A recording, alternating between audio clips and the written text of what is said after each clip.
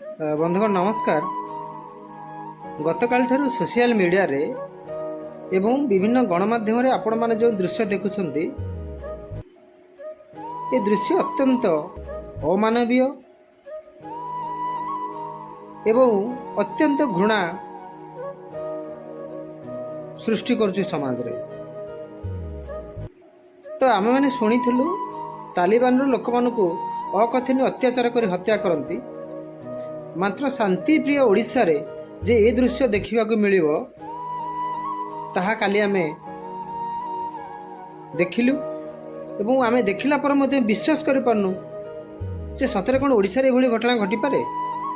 राज्य राजधानी ठारू मात्र 10 किलोमीटर दूरतार बालियंता थाना अंचल रे जे एभली घटना घटिबो जहाँ सारा ओडिशा को लज्जित करिछि एवं ये दृश्य बयान करुछि जे राज्यर आईन श्रृंखला परिस्थिति आज केउं अवस्था पहुंची। दिन दिहिपर एभली घटना घटुछि एवं विभिन्न गणमाध्यम भिजुआल आम जहाँ देखुछि सेठार पुलिस मध्य उपस्थित रही तापरे भी एभली घटना घटुछि। आ सबुठारु बड़ दुखर विषय है घटना घटी सारला परे से युवक को कौन सी आम्बुलांस रे किंबा दुईटी पुलिस भ्यान थिबा सते सेथिरे निया न जाई गोटे आइचर गाड़ी रे ताकू निया जाउछि। ए दृश्य बयान करूछि जे पुलिस रो जो आईन रक्षाकर्ता भाव आम सम्मान जनाऊँ से आईन हिसाब रे बा आईन रक्षक हिसाब रे से मनीष पणिया टिकक ताको मध्यरु मध्य मरीगलानी।